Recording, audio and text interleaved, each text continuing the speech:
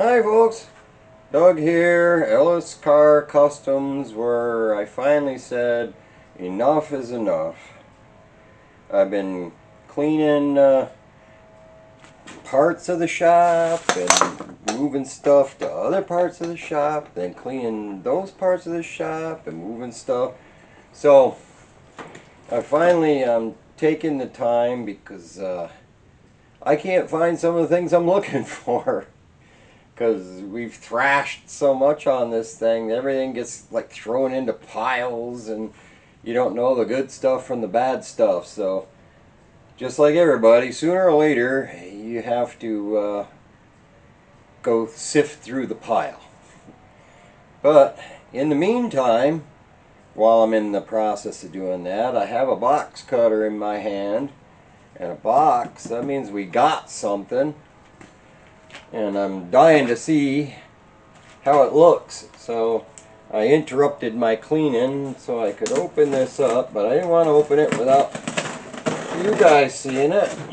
At the same time I see it, I like us to be surprised together.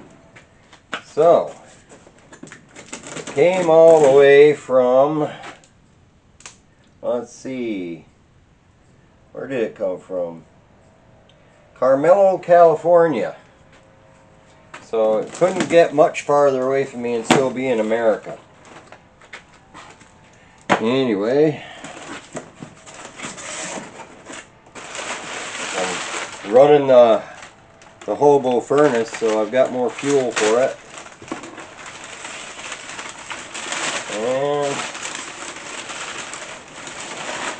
And this is what we got for our steering wheel that our good buddy Jerry sent to me. See, this is on the 55 and the 56. I'll get back where you can see me. The Bel Airs and the lower models were different. The only difference with the horn ring on the 57 is what does it say on the center cap. This center cap says it's a 150 model. So that's what this came off of. But other than the center cap, this ring is the same on a Bel Air or a 210. So, it looks like it did in the pictures. I don't see any pitting on it, any cracking or chipping, or I mean, it's in really nice shape. So, we'll have to throw that at the steering wheel, see what it looks like. But anyway, I'm going to get back to cleaning. I'm not making you watch the cleaning thing. But I'm going to get back to finding everything I've lost over the months. And when next you see me, hopefully I'll be doing something constructive. Thanks for coming. So we've made our customary tool pile, but I have room to move in here now. It's amazing.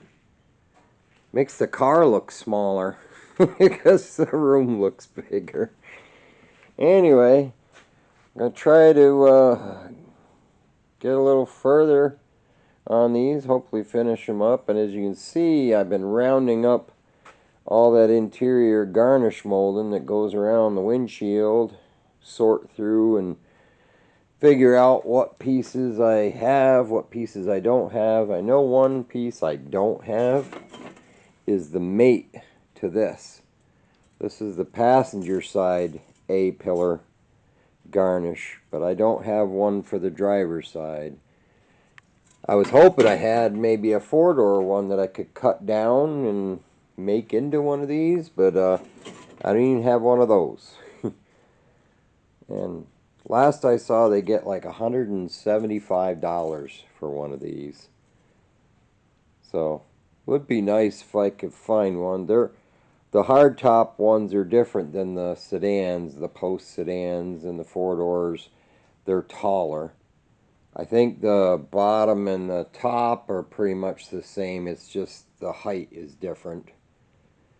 That's why I was hoping I had one from a sedan or something and I could section it or whatever and shorten it up and use it, but I don't have one. But we'll see what we can get done now that we can move around in here.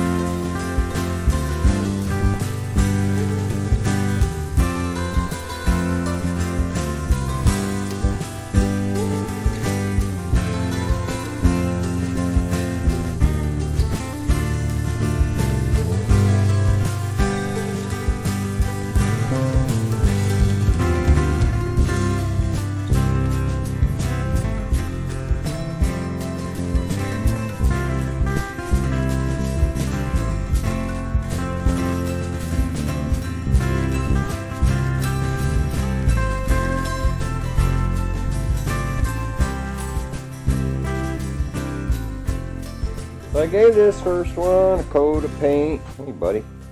And now what I'm going to do is start fitting this stuff in there. And do a nice dry run on it to see how it's going to work out.